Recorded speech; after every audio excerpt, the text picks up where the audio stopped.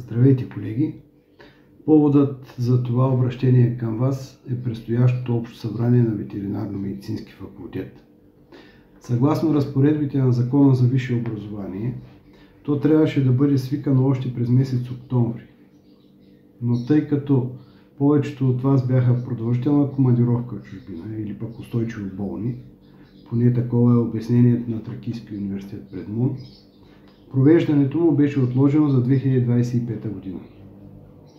Основната задача на това събрание е да проведе избор на декан на ветеринарно-медицинския факултет. Четейки дневния ред, по първа точка има предсрочно прекратяване на мандата и освобождаване на поста декан на ВМФ, заеман от декември 23 до юли 24 година. Първо, преди да пристъпи към избор или към освобождаване или към осъждане на някого, общо събрание би следвало да поиска отчет, да получи отчет, да прецени дали този, когото ще освобождава, си е свършил работа или не, и тогава да пристъпи към подобен тип решение. Тази точка буди много въпроси, защото де-факто прекратяването на мандата на декана беше сторено още през юли 2024 година от ректора на Тракийския университет. Въпреки че ректора на Тракийския университет по закон няма правомощията да прекрати мандата на изборната длъжност декан. По някаква причина той все пак го направи. Конкретната причина до днес не ми е известна. В пресата срещнах изявление, че е направено профилактично. Т.е. мандата на декана е прекратен профилактично, да не вземе да направи някоя глупост. Това, което е посочено в заповедта за уволнението, са смехотворни твърдения, които вероятно всеки един от вас е видял в някакъв етап от времето. Ако все още не сте ги видели, има къде да ги видите, тъй като циркулират в публичното пространство, а и аз бих могъл да ви ги предоставя. Така или иначе, това не е обект на настоящия коментар. Фактите са си факти, уволнението е обект на съдебно обжалване. Следващото заседание, поредното заседание на съда е на 21 януари, само ден след провеждане на общото събрание. Да се върна на конкретната тема, желанието за тази първа точка е на този, който е съставил дневния ред. Предполагам, че всички знаете кой е инициаторът зад събитията, които се случват. А целта е да бъде узаконен акта на ректора на Тракийския университет чрез решение на общото събрание. Предполагам, че това е необходима и незаобиколима стъпка преди да се пристъпи към изборът на нов декан. Знаейки маниера на работа на настоящото ръководство на Тракийския университет, предполагам, че общото събрание ще бъде принудено да гласува явно и по този начин да бъде прекратен мандата, разчитайки на страх и на репресивна тактика, упражнявана върху членовете на общото събрание. В Закона за висше образование не е описано точно как се извършва прекратяване на мандата на декана, но изхождайки от предписанията на закона относно изборът на декан, би следвало освобождаването също да стане чрез тайно гласуване, както е провеждан и изборът. Чрез тайно гласуване вотът на общо събрание би бил справедлив и би отразил личното становище на всеки един от членовете на общото събрание. Резултатите от явното гласуване са известни предварително, особено ако някой каже пред няколко човека, ако някой гъкне, ще го смачка. Разбира се, няма как всички да бъдат размазани. Аз бях пръв, както виждате, още съм жив. В крайна сметка, няма как всички да бъдат смачкани, няма как всички да бъдат уволнени.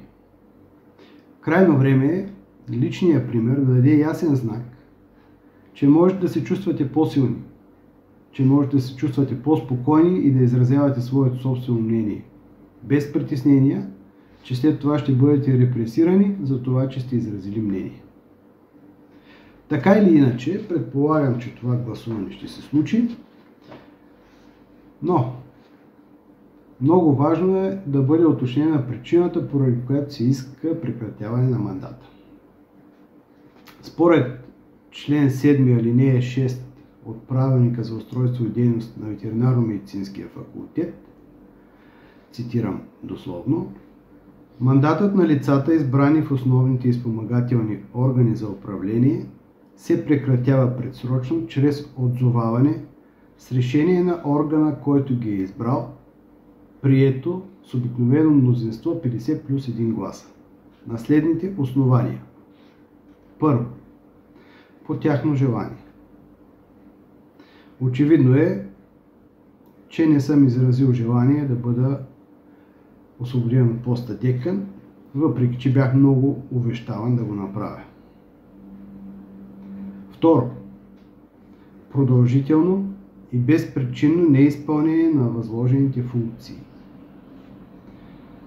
Считам, че изпълнявах възложените ми от вас функции до последния детайл. До момента не ми е известно документирано, смислено обвинение в неизпълнение. Би следвало да ми бъде даден шанс да направя отчет на дейността, преди да ми бъде поискано оставка или пък преди да бъде пристъпено към прекратяване на мандата. За това ще стане въпрос малко по-късно. Трето. Промяна на место работата по основно трудово правоотношение. Четвърто. Придобиване право на пенсия. Пето.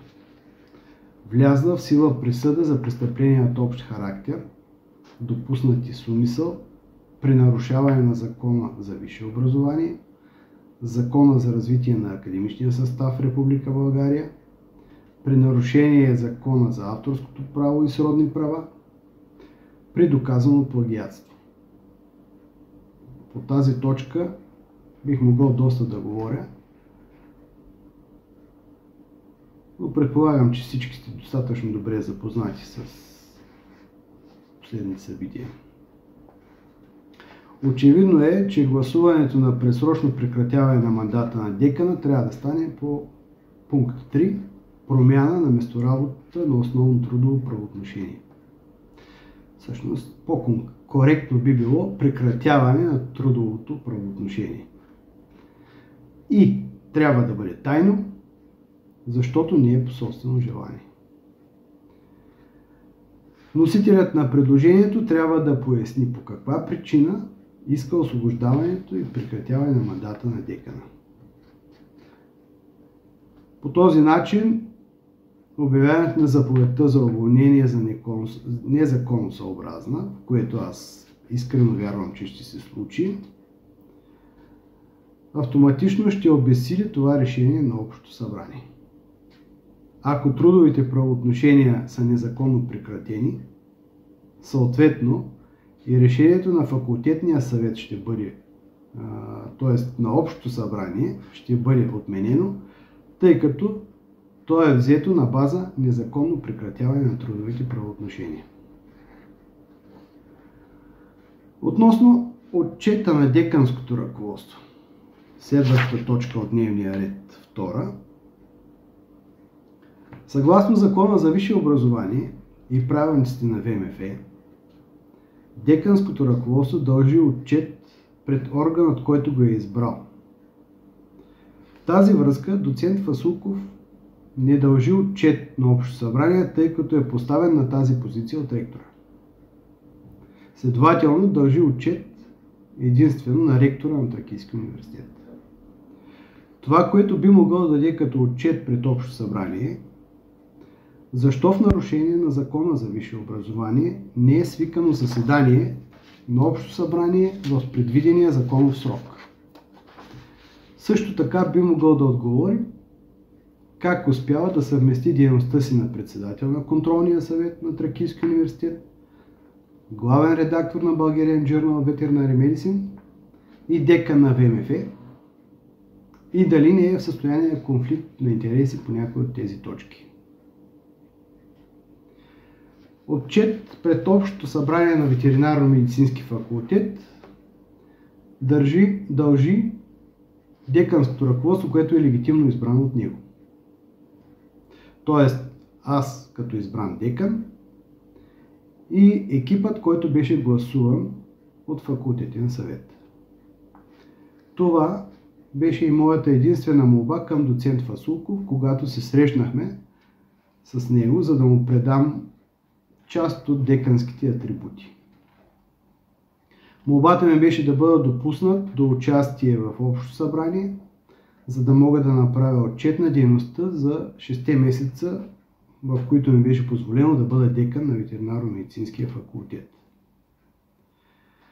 Идеята ми беше да запозная аудиторията с дейностите и събитията, които мисля, че е редно да бъдат предоставени и да бъдат достояние на членовете на Общото събрание. Още тогава, в края на месец юли или началото на месец август, вече не си спомням съвсем точно, информирах доцент Фасулков, че ако не бъда допуснат до участие в Общото събрание, ще направя някаква форма на обращение, дали ще бъде презентация или видеообращение, което ще предоставя на членовете на Общото събрание. Тъй като в момента не съм в трудовоправни взаимоотношения с Тракийския университет, предполагам, че няма да бъда допуснат до участие в Общото събрание. В същото време не съм и поканен от деканското ръководство, така че най-вероятно няма да имаме възможност да се видим лично с вас на Общото събрание.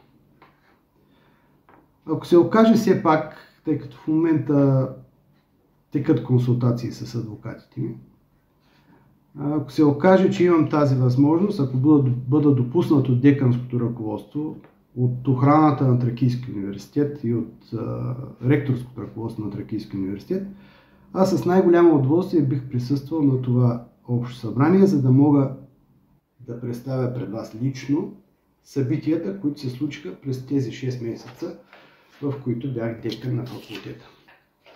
Както, разбира се, да имам възможността да отговоря директно на вашите въпроси, ако има такива, разбира се, които са отправени към мен. Има, предполагам, много неща, които биха били интересни на аудиторията. Част от информацията вече беше изнесена в публичното пространство чрез различни публикации, но има и много други неща, които не са оповестени публично. Но, да си призная честно, не съм сигурен дали би било редно да бъдат оповестявани, тъй като според мен подкопават общественото доверие и авторитета, вярата в институциите, каквито са ветеринарно-медицински факултет и Тракийски университет. Далеч съм от мисълта, че заради една-две гнили ябълки трябва да изхвърлим цялата касетка с ябълки на боклука. Затова и се въздържам от разпространението на подобен тип информация, което не означава, че информацията, която касае университета, трябва да бъде държана в тайна от членовете на ветеринарно-медицински факултет. Ние, като академични хора, като отговорни хора, като членове на факултета, трябва да сме наясно какви са проблемите и предизвикателствата, пред които сме изправени, и сами да предприемем действия за оздравяването на нашата организация. Но нека да не навлизам в такава плоскост, тъй като тя е доста натоварваща и аз не желая да обременявам нито вас, нито себе си с подобен род съждения точно в този момент. Желая на всички ползотворна работа, желая ви кураж да отстоявате своето мнение и своите идеали. Оптимист съм, че тази неприятна история ще има благоприятен изход и то съвсем скоро. Оптимист съм, че ще работим отново заедно. Оптимист съм, че ще можем да отстояваме авторитета на ветеринарно-медицинската професия и на ветеринарно-медицински факултет. Времената са трудни и изискват действия. С чакане няма да стане. Аз лично не обичам да чувам думите "това няма как да стане", защото няма невъзможни неща на този свят. Но съм сигурен, че ако не се предприемат адекватни действия, няма да има последствия и няма да има промяната, която ние всички заедно желаем. Апелът ми към вас е: покажете, че във ветеринарно-медицинския факултет има личности. Успех!